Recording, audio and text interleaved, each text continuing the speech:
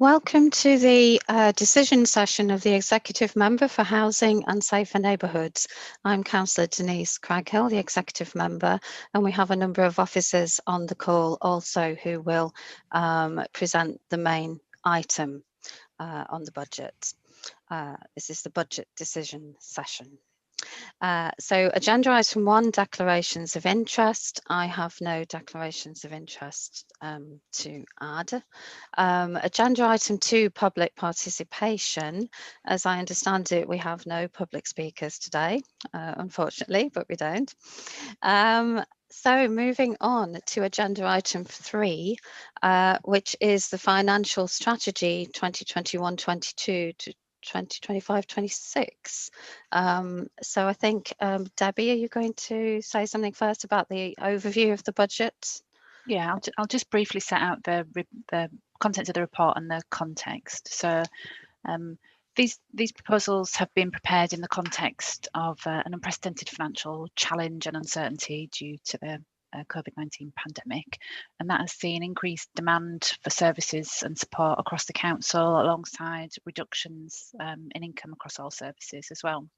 The spending review that was announced in November 2020 was only for 1 year, and that didn't provide us with any additional certainty. And it also didn't provide us with any ongoing funding. It really only gave some additional one-off COVID-related emergency funding. So the key assumption in the budget reports is a proposed council tax increase of 1.99%, plus the adult social care precept of 3%, which will be ring-fenced to providing adult social care. We've identified pressures of just over 12 million. And so that leaves us with a budget gap of just under 8 million that we need to identify savings to match. So the underlying requirement that we've had throughout putting these proposals together is the requirement really for us to maintain a stable financial position in the midst of all this current uncertainty, alongside dealing with those challenges that are facing council services, and in particular adult social care. Clearly, adult social care is a national issue that will require government to identify a sustainable funding solution in the long term. But in the meantime, we've had to look to identify savings. The other key feature of the proposals is the inclusion of or the creation of a COVID contingency and recovery fund, and that's 2.5 million in revenue and 1 million in capital, and that is there for us to support any further pressures that might come in the early part of the next financial year, and accelerate recovery and support our communities. And there's also within that 12 million some significant investment in adult social care. The capital investment also continues in a range of projects, and then I would just really say that the annexes to the report outline the detailed proposals for this portfolio, including general fund and the housing revenue account, and in the annexes also include a summary of the consultation responses received at the date of publication of these reports. The resident and business consultation is open until the end of January, so that consultation continues. And just you as the executive member is asked to consider the proposals in the report alongside or in the context of the overall budget. Thank you for that. So did, was it Michael or Neil first? Yeah, you were just going to add a little. Yeah, just do a bit of an overview from my perspective as corporate director. Obviously only just had this portfolio for a couple of months now, but what we're seeing in this budget is a budget that prioritises the administration's priorities.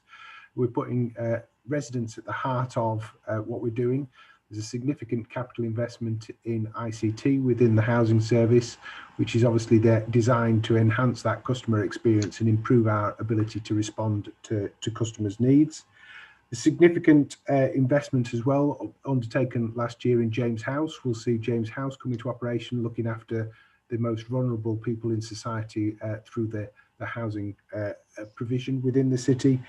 And just prior to Christmas, again, the decision to put in £2 million into increased insulation of the council's housing stock will seek to address and meet the council's 2030 carbon neutral targets, but also starts to look at the issues of fuel poverty, which we're very much aware that the executive want to prioritise in terms of our residents' experience.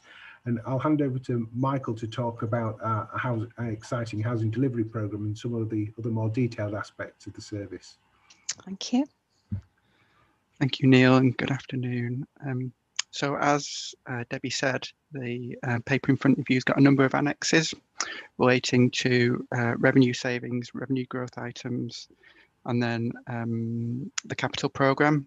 So I won't go through it line by line, but in terms of the first annex and revenue savings, they generally relate to our housing service. So the savings there identified for 21-22, adding up to £212,000. Annex 2 is the growth items. The largest one, as Neil outlined, is the ICT programme, which, whilst a significant upfront investment, will bring significant long-term savings through efficiencies and better working and collaboration.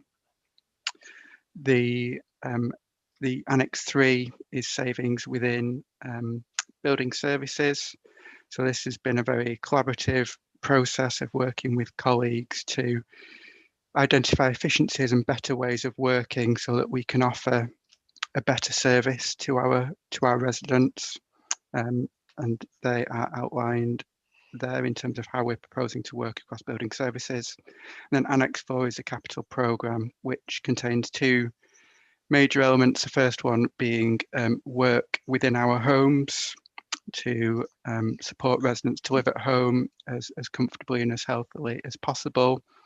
And then the second major part of it is about developing new homes within the city. So both the housing delivery programme and the older persons accommodation programme.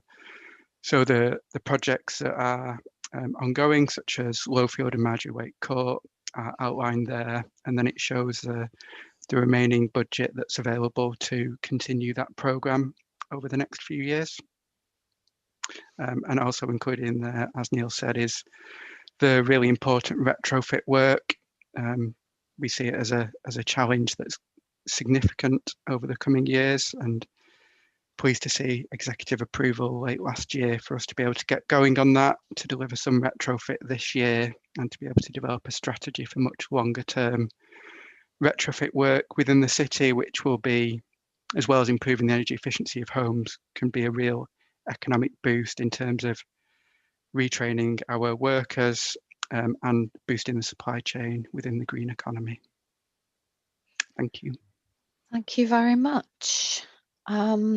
So the paper, thank you for that. I don't actually have any particular questions. I think a lot of it is quite clearly, it's all clearly presented. The paper at paragraph 16 asks me to consider the various annexes and in the context of the overall budget. I'd just like to say that in the wider context, I do think it's really important to recognise the challenges that we face bringing forward this budget after grappling with almost 12 months of the effects of a global pandemic, with the increased demands on services, increasing numbers of residents needing help from the council, reducing income as the impacts of recession set in, and government policies that have provided insufficient and inconsistent support to local councils. And COVID's also had a direct impact on staff, of course, on council staff, many of whom have worked far beyond their normal hours to support residents, while sometimes grappling with ill health and impacts on their own families. In some cases, the need to focus on COVID-related services has meant that changes and savings that would have happened over the last year have not been possible. So I'd really like to thank all those staff, and specifically today, the officers here mainly, whose work has brought this budget to this point. With respect to the Housing and Safer Neighbourhoods portfolio, I'll just make a few comments. I'll try not to repeat what you've all just referred to. But I am, as Neil said, really very pleased that we've been able to deliver on the key principles of this budget, which is to maintain and protect priority services, to ensure that we can sustain financial stability and deliver efficient and effective services in the future, and also to keep on investing in key priorities such as climate change and delivering more affordable homes.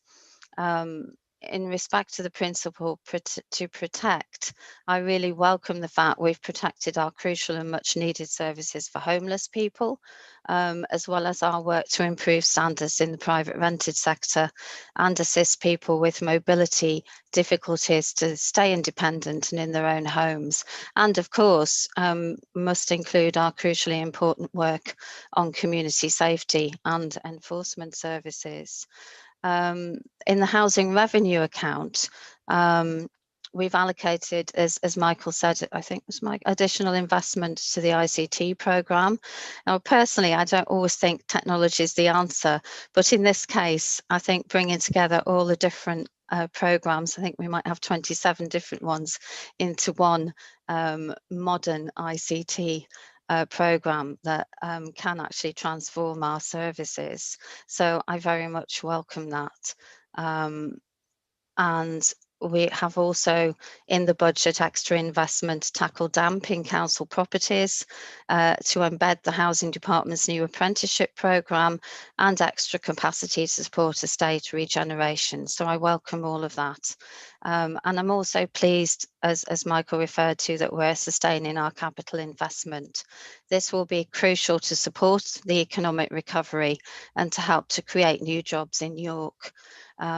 So I don't need to repeat what you said about there's the major repairs programme and also the investment in our zero carbon homes and the retrofit programmes.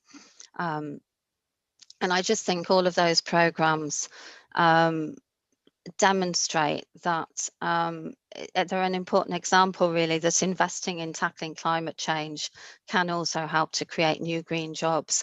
And that is really important at the moment in face of the COVID and the recession.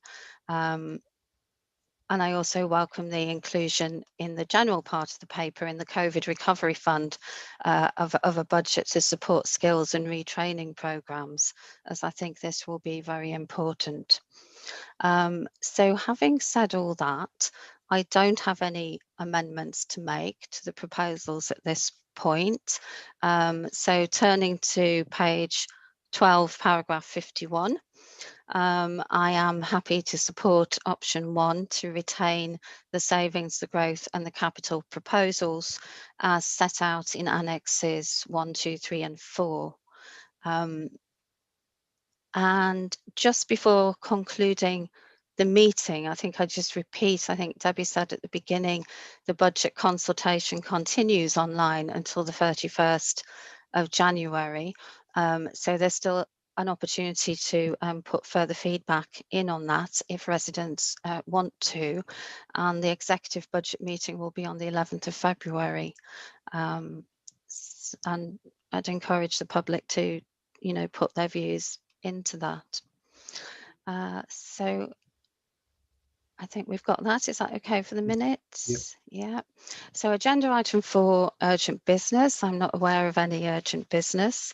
So the meeting is closed.